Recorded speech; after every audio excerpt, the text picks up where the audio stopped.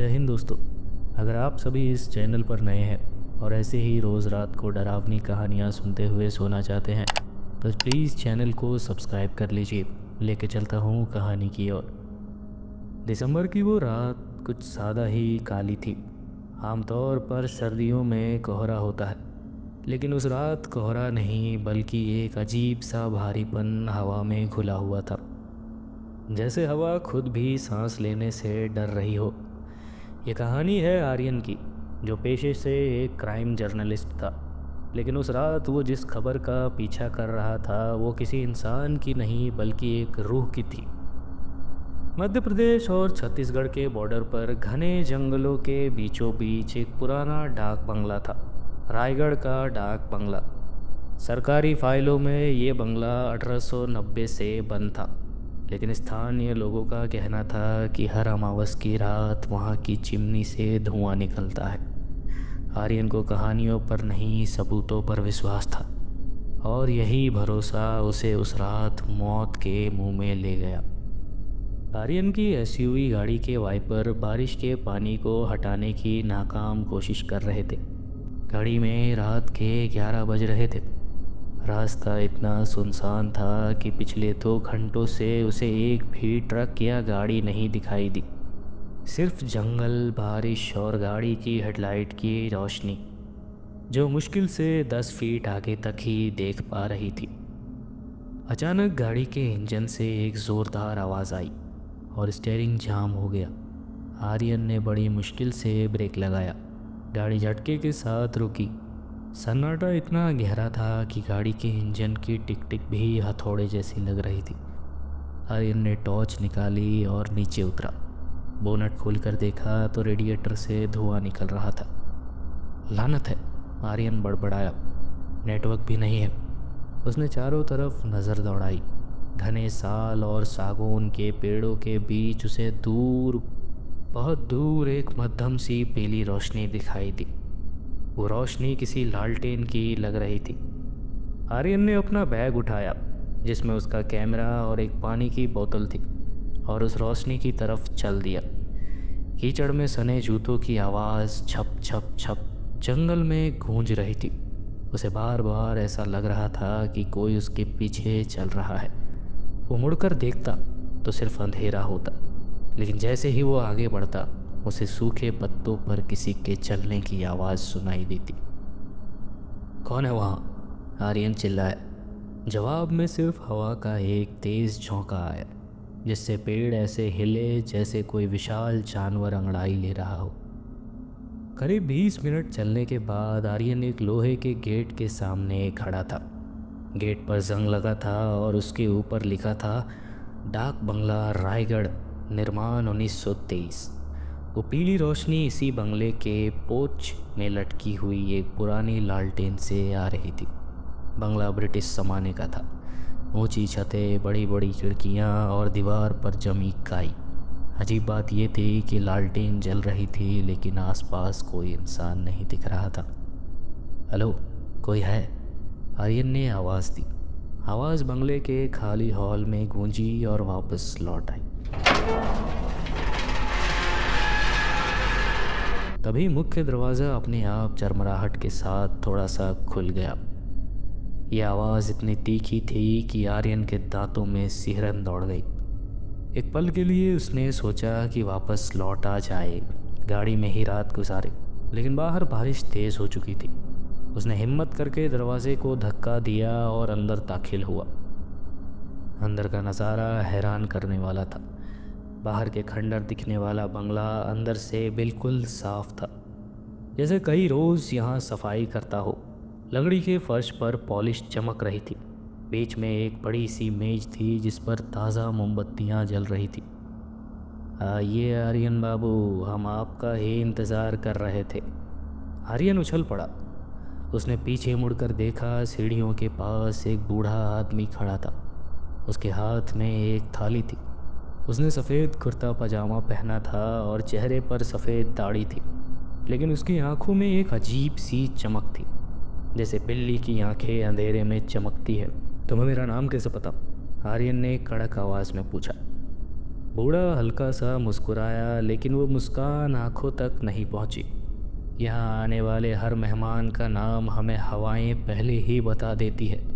मैं यहाँ का केयर टेकर हूँ, लोग मुझे काका कहते हैं। आर्यन तर्कवादी था। उसने सोचा शायद उसे गाड़ी की बुकिंग के वक्त नाम दिया होगा जिसे वो भूल रहा है। मेरी गाड़ी ख़राब हो गई है, क्या यहाँ फ़ोन मिलेगा? आर्यन ने पूछा। टेलीफोन तो बरसों पहले ख़राब हो गया था बाबू। आज रात आपको यहीं रुकना पड़ेगा, बाहर मौसम और माहौल दोनों ख़राब है। काका ने माहौल शब्द पर कुछ ज़्यादा ही शोर दिया। काका आर्यन को ऊपर की मंजिल पर ले गया। गलियारे में चलते हुए आर्यन ने देखा कि दीवारों पर पुरानी पेंटिंग्स लगी थी। शिकार करते हुए अंग्रेज़ अफसर, नाचती हुई आदिवासी महिलाएं और एक पेंटिंग जो सबसे अलग थी। उस पेंटिंग में एक औरत उल्टा होकर बैठी थी और उसका चेहरा बालों से ढका था। आर्यन जब उस पेंटिंग के पास से गुजरा तो उसे लगा जैसे पेंटिंग में बैठी औरत ने अपनी ही उंगलियां हिलाई हो। उसने आंखें मल कर देखा, सब स्थिर था। वहम है, उसने खुद को समझाया। ये रहा आपका कमरा नंबर 4। काका ने एक भारी चाबी से दरवाज़ा खोला। बस एक बात का ध्यान रखिएगा बाबू। क्या? रात को अगर कोई दरवाज़ा खटखटाए तो खोलना मत और खिड़की के पर्दे मत हटाना। जंगल रात को जो दिखाता है वो सच नहीं होता। काका ये कहकर चला गया। आर्यन ने दरवाज़ा अंदर से लॉक किया और कमरे का मुआयना किया। कमरा शाही था और बड़ा सा बेड, फायरप्लेस और एक पुरानी आराम कुर्सी। आर्यन बहुत थक चुका था। उसने कपड़े बदले और बिस्तर पर लेट गया। नींद आने ही वाली थी कि अचानक उसकी नज़र कमरे के कोने में रखी एक बड़ी घड़ी पर गई। घड़ी बंद थी, कांटे 3 बजे पर रुके हुए थे। आर्यन ने सोचा शायद सेल खत्म हो गए होंगे। उसने आंखें बंद कर ली। तभी टन से आवाज़ आई। घड़ी का पेंडुलम हिला। आर्यन झटके से उठ बैठा। उसने घड़ी की तरफ देखा। घड़ी फिर से बंद थी। 3 बजने में अभी देर थी। उसकी कलाई घड़ी में 1:30 बज रहे थे। शायद थकान की वजह से ऐसा हो रहा है, वो बड़बड़ाया। लेकिन तभी उसके कमरे के ठीक ऊपर वाली छत से आवाज़ सुनाई।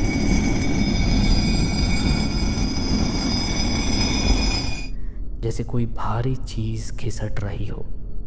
आर्यन की सांसें थम गई। यह सबसे ऊपरी मंजिल थी और इसके ऊपर सिर्फ छत थी और बाहर मूसलाधार बारिश हो रही थी। इतनी रात को बारिश में छत पर कौन हो सकता है? आवाज़ बढ़ती गई।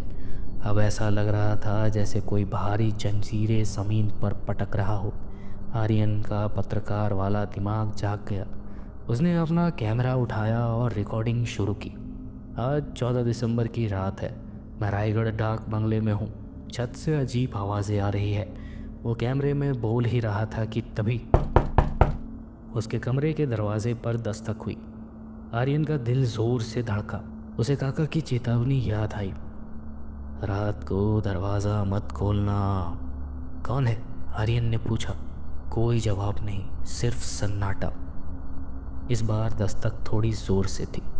आर्यन दरवाजे के पास गया। उसने दरवाजे के आई होल से बाहर झांका। बाहर गलियारे में कोई नहीं था, सिर्फ वो जलती हुई मोमबत्तियाँ और लंबी परछाइयाँ। जैसे ही आर्यन पीछे हटा, दरवाजे के नीचे से एक पर्ची अंदर सरकती हुई आई। पन्ने का रंग पीला पड़ चुका था, जैसे 50 साल पुराना हो। आर्यन ने डरते डरते वो पर्ची उठाई। उस पर लाल स्याही से नहीं, शायद खून से लिखा था, वो बिस्तर के नीचे है। आर्यन के रोंगटे खड़े हो गए। उसका पूरा शरीर पसीने से भीग गया। उसने धीरे से अपनी नज़रें नीचे की। बेड के नीचे गहरा अंधेरा था। क्या उसे देखना चाहिए?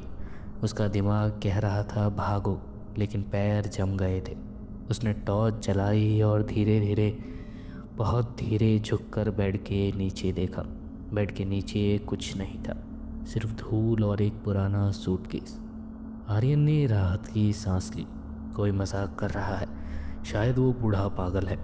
वह खड़ा हुआ और वापस मुड़ा। तभी उसे एहसास हुआ कि कमरे का तापमान अचानक गिर गया है। उसके मुंह से भाप निकल रही थी और तब उसे शीशे में कुछ दिखा।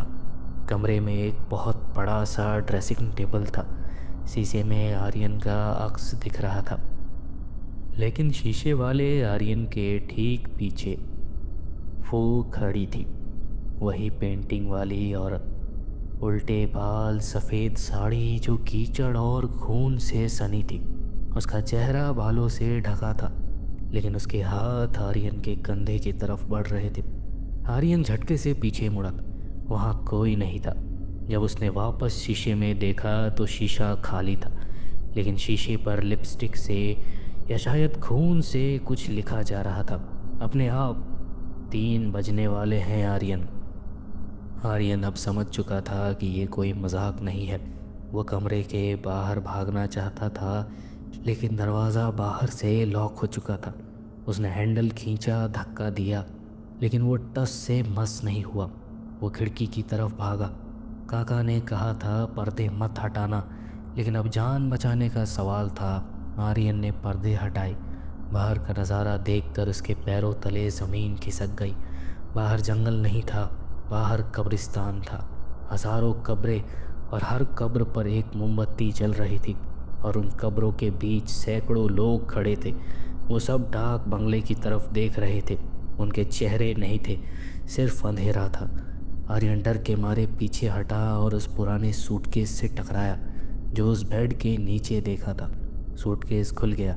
उसमें एक डायरी थी, चमड़े की जिल्द वाली पुरानी डायरी। आर्यन ने कांपते हाथों से डायरी खोली। पहले पन्ने पर लिखा था कर्नल जेम्स 1923। उसने पन्ने पलटे। आखिरी पन्ने पर लिखा था 14 दिसंबर 1923। आज अमावस है, मेरी पत्नी सारा अब वो इंसान नहीं रही। उसने रसोइये का कच्चा मांस खा लिया। मैंने उसे कमरा नंबर 4 में कैद कर दिया है, लेकिन वो हंस रही है। वो कह रही है 3 बजे वो मुझे लेने आएगी। अगर कोई ये डायरी पढ़ रहा हो तो भाग जाओ, 3 बजने से पहले भाग जाओ। आर्यन की घड़ी में 2:55 हो चुके थे। सिर्फ 5 मिनट बचे थे।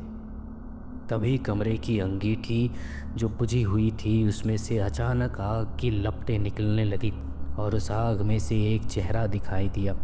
काका का चेहरा। मैंने मना किया था ना बाबू, पर्दे मत हटाना। आगे से काका की आवाज़ आई। तुम कौन हो? आर्यन चिल्लाया। मैं वही हूँ जहाँ तुम जाने वाले हो। अब हम सब इस बंगले के कैदी हैं। कर्नल साहब की बीवी को भूख लगी है और आज का भोजन तुम हो। घड़ी में 2:58। कमरे की दीवारें हिलने लगी। पेंटिंग ज़मीन पर गिरकर टूटने लगी।